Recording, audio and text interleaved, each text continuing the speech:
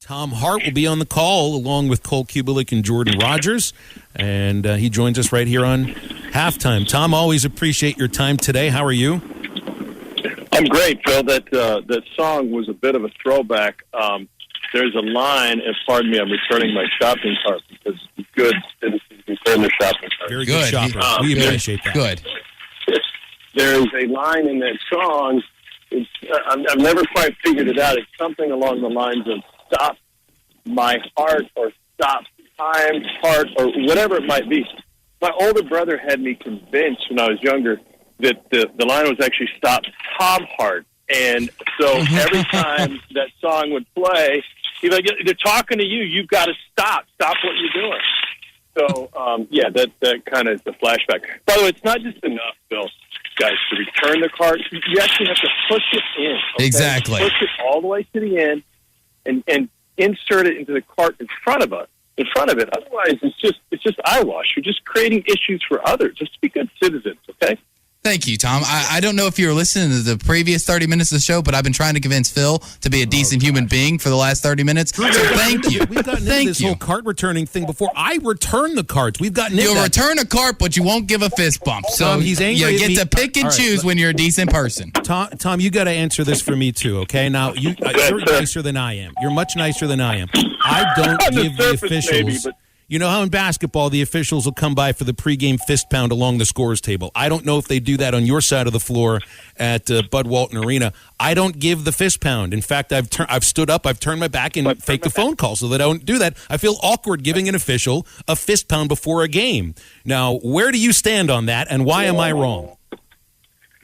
Well, I mean, listen, they're not doing it to curry favor. They're just doing it to be good citizens themselves. Thank you. For you to be judgy in this, I believe you're wrong. But I wouldn't blame you. If you said, "Hey, guys, let's fist pound it. Have a good game. I'll dap you up afterwards." All right? You don't have a good game. Yeah, not going to dap you up. All right? I think that's perfectly fair and fine. I actually talk to the officials, Phil. I don't just fist bump. I talk to them because I'm a human being, and I recognize that they are human beings as well, and there are people behind those stripes. I don't judge them. I don't mock them. I don't pile on them. I treat them like human beings. But if it's hard for you from your ivory tower to see how others live, then I hope you enjoy the view, is all I can say. I think what I'll have to do is offer a handshake to them and a microphone and ask them to sit down so we can talk for a while on the pregame show for the next time I do it. All right, let's get into this. Let's get into this Arkansas-Mississippi State game. And I don't know if there are two more divergent styles in offense in the SEC than these two teams. Ground and pound with a great versatile backfield in Arkansas, and then you look on the Mississippi State side of things, and they average 4 yards in the air with their passes. Those are basically runs. These are really different offenses. It should be a very fun game. Now, isn't it funny, and I don't disagree with anything you just said, your observations about how they both execute, but isn't it funny that both of those nuts came from the same tree?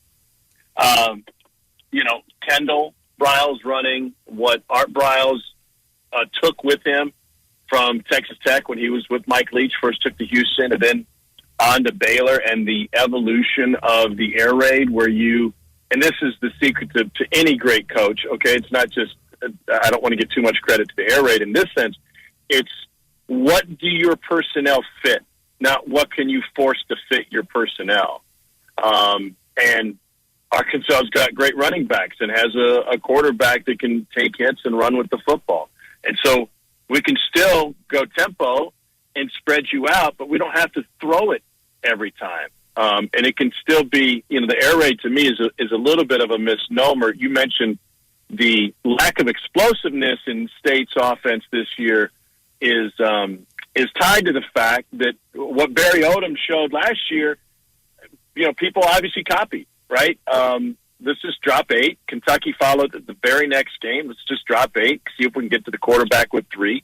And if we have to give up underneath stuff, that's fine. We're happy to do that. I was talking with Mike Elko the Texas A&M defensive coordinator about a month ago about this offense, and he said you can't afford to give up 4 and 5 yards a pass to this offense. He said if you allow Alabama, you hold Alabama to 4 to 5 yards per completion, you're celebrating. This is, by the way, before they beat Alabama, which is a whole nother. Maybe he's had a premonition. He said, but if you allow 4 to 5 yards per completion to Mississippi State, they're going to put 500 yards on, and you're losing the game. And I thought that was really interesting because Mike Leach is happy with taking 4 to 5. He'll run a little curl, sit down, run slant. If you're gonna run man, which people really don't run man against him, then we're gonna run some crossing routes against you. The difference is the evolution of what Mike Leach has done this year. I thought took a leap last week at home against Kentucky, in that Kentucky said not only are we going to drop 8, but we're essentially going to have 1 defensive lineman. Now, they had 3 down, but the other 2 were linebackers, outside linebackers, whatever. And the thought was, we're going to run a 1-5-5, and we're going to have more speed on the defensive line, and therefore a better chance to get to that quarterback with only 3, and we're going to drop 8. And I asked their staff before the game, I said, okay, but if you do this, isn't the obvious counter that then he'll run the ball? And they shook their heads and they said, but he doesn't. He won't. It doesn't fit what he's done. And what did they do? They ran the ball more than Mike Leach had ever run at Mississippi State, the 4th most rushing attempts he'd had as a head coach. And it was incredibly effective, obviously. And now you have to worry about both. So when this thing is hitting and they've got a quarterback that they can hit, who set an SEC record for completion percentage last week, it can make you pull your hair out. Yeah, it definitely can. I mean, it's the frustrating offense, and just like you said, it's almost like you got to play bend but don't break type of defense against that, especially how long their drives have been averaging. But State, coming into this week, the first CFP poll at 17, just 1 spot behind their in-state rival Ole Miss, and a lot more parallels between Mississippi State, Ole Miss, and Arkansas, kind of the normal bottom 3 of the conference. Who's really set themselves up to kind of make that extra leap? Is it Ole Miss? Is it State? Or do you think Arkansas has done a good job to set themselves up? Well, the question is, this is obvious, and you guys live it, like which Arkansas team, right? The one that finished the season, or the one that went through tough losses on the road in the SEC, which, by the way, everybody does. I would have told you a week ago my answer would have been, and full disclosure here, since I haven't had Arkansas yet this year, I don't know, what I see on tape, what I see on film, whatever you want to call it, on my computer, is different than after I speak to the coaches and get a better understanding for who they are and what they have in front of them. So I feel like I can speak better about Ole Miss and State at this point. If you would have asked me that question a week ago, I would have said Ole Miss without a doubt. Matt Corral, when healthy, is not just an incredible passer, but he can run the ball, as he showed against Tennessee. I think he ran it 33 times against Tennessee. That was the most since Benjarvis Green Ellis. Like, that's just a running back name. Even if you don't know who I'm talking about, you're like, oh, that's a dude who can run the football. And then Corral had the ankle injury last week, and I don't know how that's going to affect him going forward. I don't think they'll have an issue with Hugh Freeze and Liberty this weekend. In the same breath, Mississippi State was just kind of treading water in my mind, especially their defense isn't elite, and their offense had shown glimpses, but they hadn't really put it together.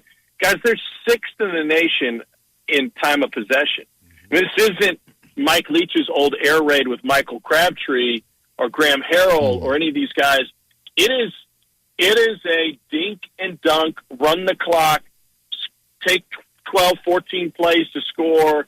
We're fine. It's kind of like facing an old school wishbone. You know what I mean? Like, you give the ball up, you may not be getting it back for a little bit. So I'm curious, like, as a defensive coordinator, which do you like better? Do you like that, or do you like the more explosive, we're gonna burn you with crossing routes, or we're gonna get man coverage on the outside and send Michael Crabtree down the sideline.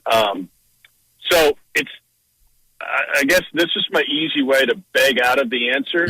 I think Mississippi State certainly has momentum right now, and their defense with, I think, how many takeaways they had, 4, 5, 6 last week, is being way more opportunistic than they were earlier in the year. Yeah. Tom, I wanted to finish on the Braves World Series championship. I'm being a bad human. Well, yeah, do you tip when you get carry out? I'm a great tipper in every aspect possible, even hotel rooms. I leave money for the maids in the hotel rooms. I'd give the maid a high five too on my way out of the room if I could. Yeah, I guess I feel a little bit different about officials more than anything else. Congrats to your Braves.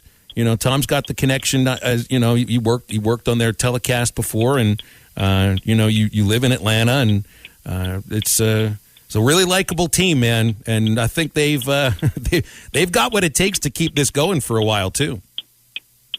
Well, they've got to get some of the outfield re-signed, and they certainly have the money to do it. It was interesting. I was talking with Chipper Jones earlier this season, and as a matter of fact, when we had him to do a little fun interview with Arkansas's middle infield. It had to tie into the Braves back in the day, as you know.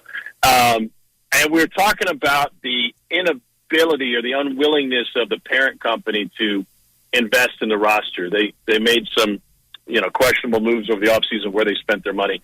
And there was this general frustration, I think, within the building, at least the baseball side.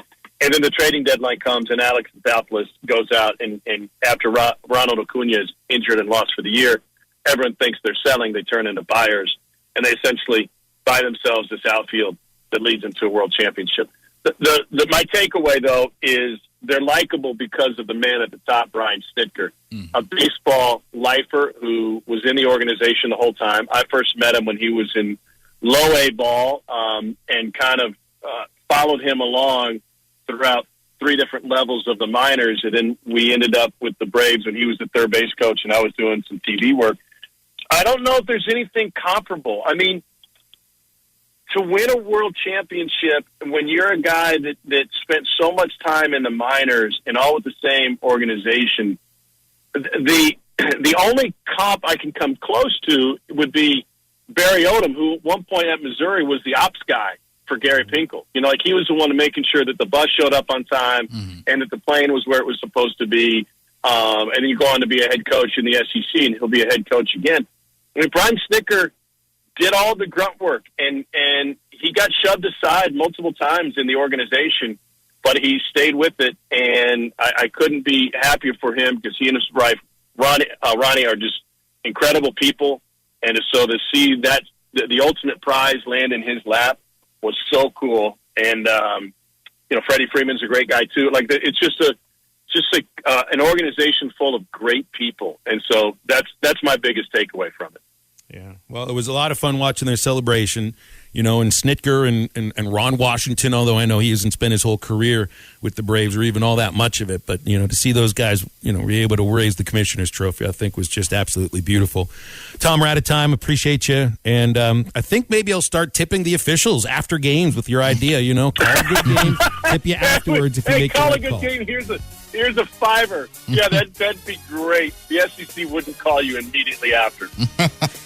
We're back and better than ever. A new web interface to start the basketball season and more props, odds, and lines than ever before. BetOnline remains your #1 spot for all basketball and football action this season. Head to the new updated desktop or mobile website to sign up today and receive your 50% welcome bonus on your first deposit. Just use our promo code BELIEVE50 to receive your bonus. That's BLEAV 50 to receive your bonus. From basketball, football, and baseball postseason, NHL, boxing, and UFC, right to your favorite Vegas casino games. Don't wait to take advantage of all the amazing offers available for the 2021 season. BetOnline is the fastest and easiest way to bet on all your favorite sports. BetOnline, where the game starts.